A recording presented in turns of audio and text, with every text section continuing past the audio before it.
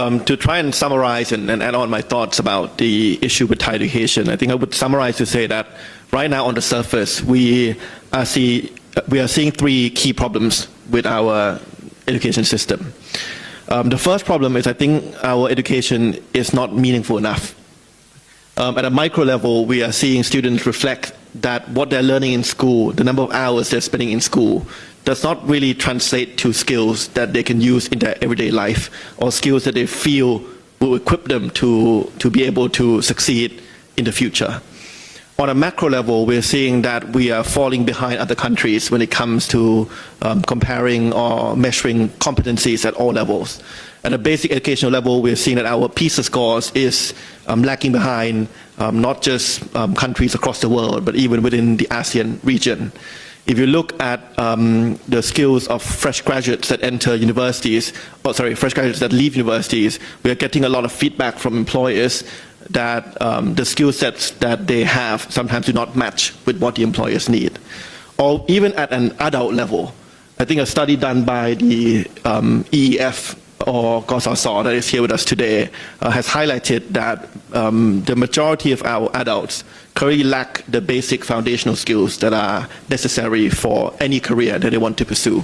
For example, comprehension skills such as being able to comprehend medical prescriptions, complex medical prescriptions, or even basic digital skills like being able to look up and compare prices of air tickets from different providers. Right? So I think across all levels, we're seeing that our education system is currently not meaningful enough in converting the hours we put in into the skill sets that are required at different stages of life. The second problem that we see is I think our education is full of unhappiness. Just like a previous speaker mentioned that he feels that Thailand is getting further and further away from being the land of smiles. I think if you talk to different stakeholders in our education, many of them will feel unhappy about many parts of our system.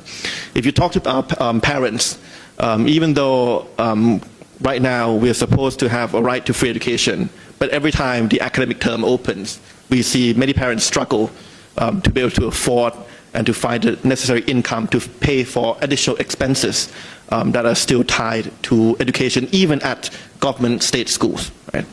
If you talk to students, many of them will say that their life at school is not one that is super happy.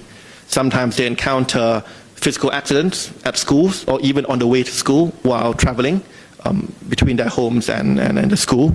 They will reflect that sometimes they have encountered mental health issues such as depression, such as stress, which sometimes comes from excessive punishment by teachers, sometimes comes from bullying that is being exacerbated in the online space as well. If you talk to teachers and school principals, they will also tell you that they are unhappy with many parts of their everyday life. Teachers feel they are burdened with workload that is not tied to teaching students, but tied more to administrative projects and paperwork. If you talk to school principals, they will tell you that sometimes they cannot make their own decision because of a lot of the decision making in terms of how to spend the budget, in terms of how to design the curriculum is centralized at the ministerial level. Right? So that's the second problem. The third problem is I think our education has failed to promote learning. Or in fact, in some aspects, our education has damaged our learning potential. Right? On the one hand, we have students that have to spend excessive hours in schools. They are overwhelmed with excessive homework, with stressful exams, with high-intensity competition, that they don't have the mental space at the time to actually learn about themselves, to explore what they like, what they want to do in the future. Right? You have an education system that almost treats every student the same way, even though each student will have very different preferences and needs when it comes to learning. You have an education system that has failed to connect with types of learning or education that is outside the traditional school format. It's failed to make it seamless in terms of converting experience outside schools or in different types of learning formats into credit that can be tied to getting a degree or completing the curriculum at a school level, right? And I think when we talk about inequality in education, we're not only talking about just inequality in terms of the quality within schools, but we're also talking about inequality in accessing learning opportunities outside schools. So Dr. Gandhi mentioned museums and different learning centers, right?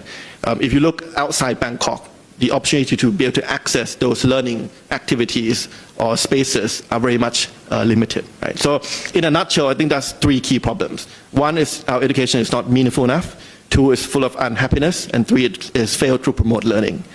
And if I try to analyze whether this is a systematic problem or not, I will say definitely yes. And I think it's because our system is lacking two key factors, what I call two E's. One is our system is lacking efficiency. We are not converting the resources and input we're putting in into outcomes that we desire. For example, someone already mentioned that the Ministry of Education is a ministry that has received or is allocated one of the highest budget every year. But we're not able to convert that amount of money, taxpayer money, into making education free, right? Our students are putting in a lot of time in school.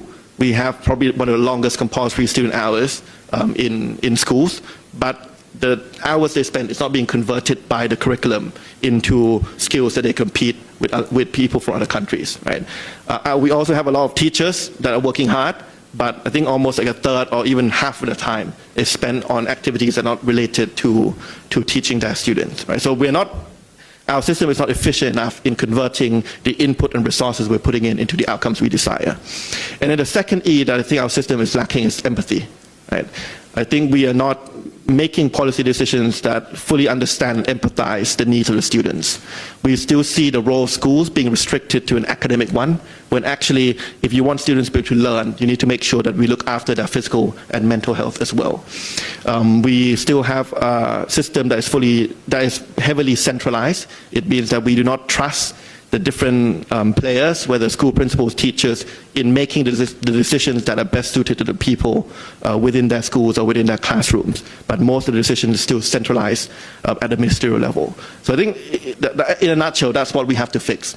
So how can we make our system more efficient and more empathetic? And I think if we can fix those two key factors, then I think hopefully we can fix a lot of problems that we have been talking about, not just today, but we've been talking about for many years. If we don't do anything, what happens in 10 years? I think three things. One is we will become less competitive as an economy, because right now we are facing a double disadvantage on our demographics. On the one hand, with the low fertility rate, our workforce size in the future is going to decrease.